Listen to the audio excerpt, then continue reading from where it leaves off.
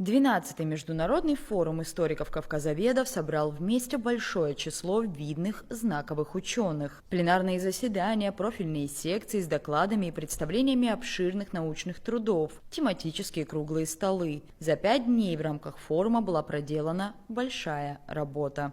Столетие института – это, конечно, чем мы можем гордиться, что удалось нашим ученым. И одновременно вот сегодня, собираясь всех ученых, и мы хотим сказать спасибо нашим ученым, которые творили абхазскую науку. Это корифеи. Плюс еще многие ученые, молодые, даже узнали об абхазских ученых. Конечно, я радуюсь, я горжусь, что именно в Абхазском институте, именно в Абхазии, что удалось нам провести такого уровня форума, и что, возвращаясь, есть что сказать нашим гостям. И, конечно, это будет продолжение, и каждый раз, когда они будут проводить конференции, форума, будут приглашены наши ученые. Нынешний форум объединил 250 человек. Это один из самых масштабных за последнее время. Северокавказский федеральный университет, который я представляю, он является одним из соорганизаторов данного форума совместно с Абхазским институтом гуманитарных исследований и Южным научным центром РАН. Как соорганизаторы мы, конечно, постарались совместно со своими коллегами создать атмосферу таких очень дружеских научных дискуссий.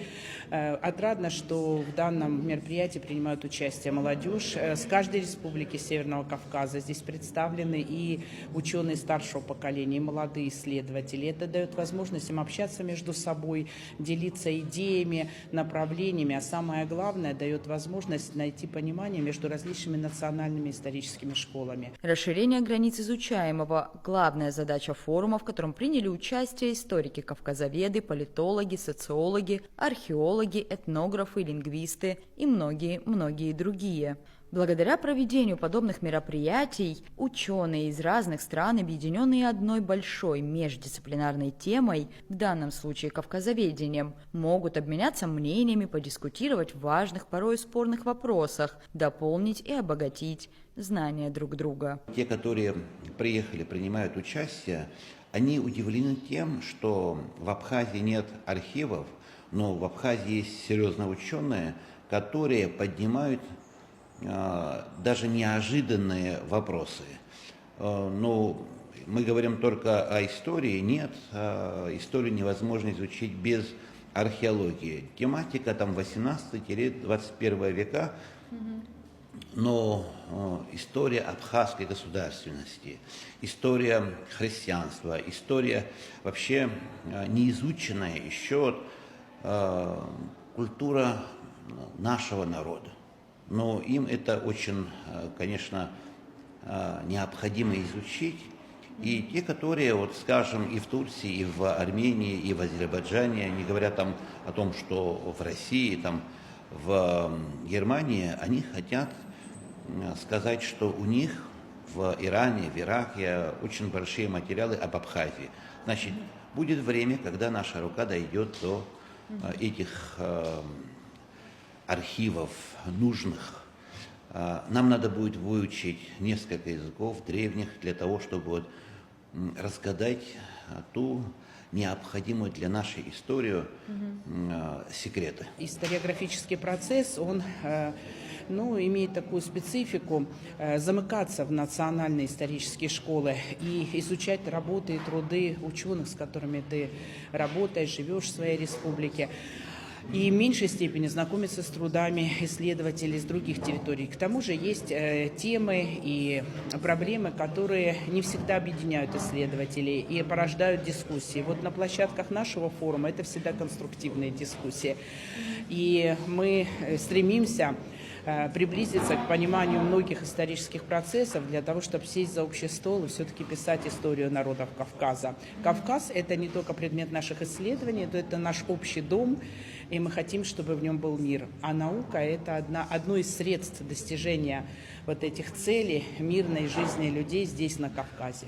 По словам Арды Ашуба, благодаря проведению форума ученые, объединенные общей целью и общей страстью к познанию и изучению истории Кавказа, могут установить бесценные контакты, способные даже пролить свет истины на потаенные или ранее неизвестные страницы прошлого. Из Турции, который приехал ученый, доктор наук, мы вчера беседовали, и он занимается взаимоотношением Турции с Абхазией. Например, 19-20 века, и он свободно читает как на современном турецком, так и на османском языке. И ему надо будет подсказать в каких-то деталях, наши ученые готовы подсказывать. И в Турции очень много материалов, которые надо будет подготовить специалистам, изучить. В рамках 12-го международного форума историков-кавказоведов также были подписаны многочисленные соглашения о сотрудничестве и качественно расширена география партнерских и дружеских связей института.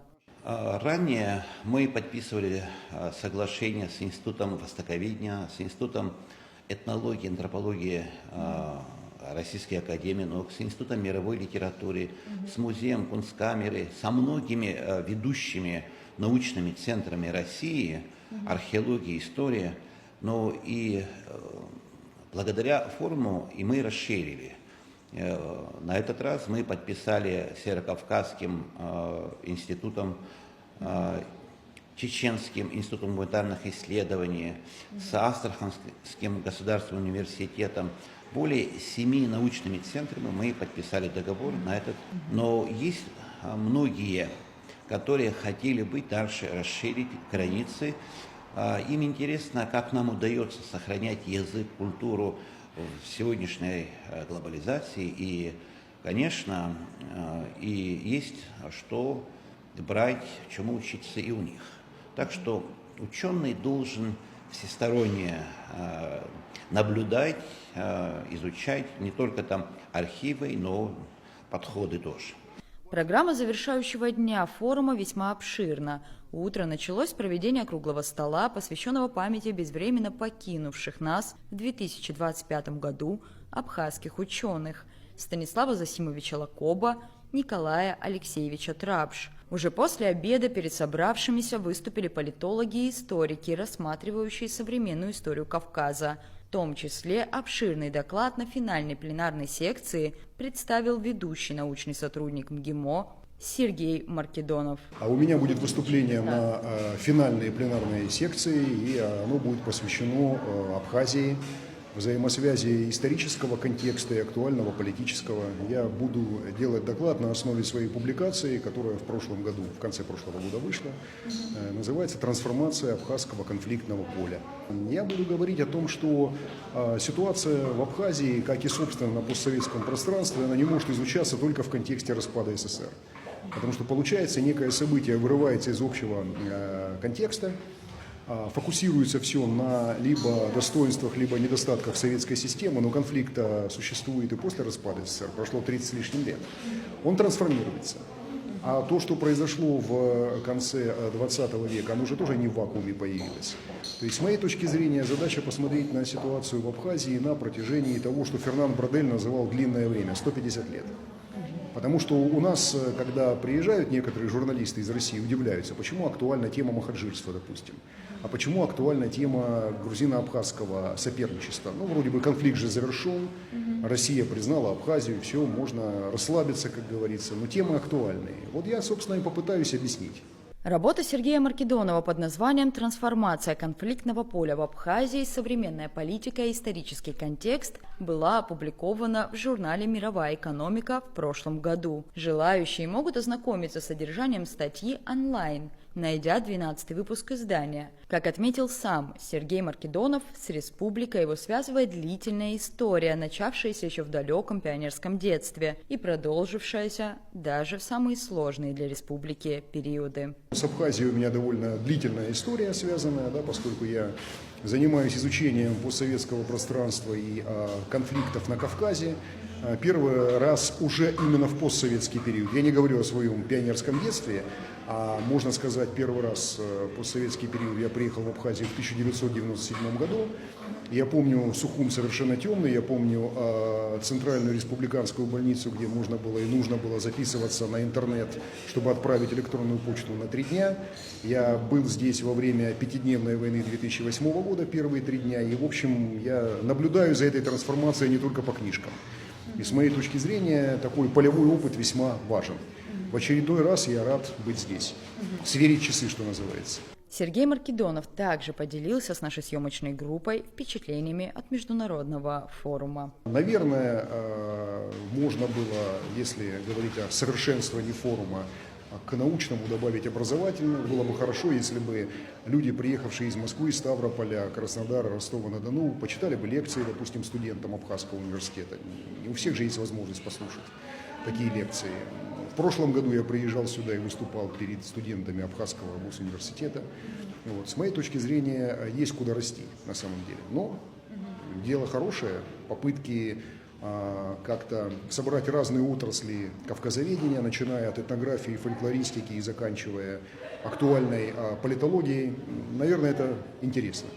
Гуманитарная наука – это, даже я бы сказал, переосмысление. Вы открываете новые источники, вам открываются новые факты, вы начинаете по-новому на эти вещи смотреть. Такая сверка часов полезна. Но, повторюсь, я бы, может быть, знаете, как в советское время писали сочинения, если бы начальником был я, определенные форматы я бы, может быть, подкорректировал. В солнечную столицу прибыли ученые из самых разных стран, в том числе из соседней Турции. Так, профессор Ближневосточного технического университета Анкары, доктор исторических наук Амер Туран впервые приехал в Абхазию, историю которой изучал. Abhazya bizim için Kafkasya'nın incisi ve Kafkasya'nın giriş noktası. Абхазия для нас, кавказцев, говорит, это главная дверь на Кавказ, для наша жемчужина. Bir tarihçi olarak belgelerde yıllarca okuduğum bu ifadenin mekanına gelmekten çok mutluyum. И сколько лет я исследовал и занимаюсь историей Османской империи и Абхазии, взаимоотношения Абхазии с Османской империей. Первый раз я нахожусь в Абхазию, и для меня это непередаваемое впечатление и ощущение находиться тут, чем я занимаюсь всю жизнь, прикоснуться к этой красоте. Konferansı da çok başarılı buluyorum, takip ediyorum. Kafkasya'nın her tarafından akademisyenler gelmiş. Dün akşam da bir başka toplantıya katıldım. Orada da sanatkarlar, şairler vardı. Abhazya merkez olmuş Kafkasya'nın. Ну, конечно, продолжение основной темой моего пребывания, это, конечно, данная конференция кавказоведов. Я слежу, и со всего Кавказа прибыли в Абхазию. Значит, Абхазия становится, опять-таки, тем же центром соединения, где все представители Кавказа видятся. Burada bulunmaktan, böyle bir faaliyete katılmaktan, bunun bir parçası olarak ve Türkiye'den gelen bir akademisyen olarak çok mutluyum. Çok teşekkür ediyorum. Devam etmesini diliyorum. Очень рад находиться тут в качестве все же турецкого профессора, доктора исторических наук. И для меня это большая честь находиться сегодня рядом с вами. Амер Туран выступил с докладом, посвященным истории отряда выходцев с Кавказа бойцов, отправленных Османской империей в Абхазию в конце Первой мировой войны, чтобы оказать помощь абхазскому народу. Эта часть прошлого сохранилась, по словам Амера Турана, благодаря мемуарам одного из бойцов, написанных на староосманском. Ученый перевел их и представил на форуме.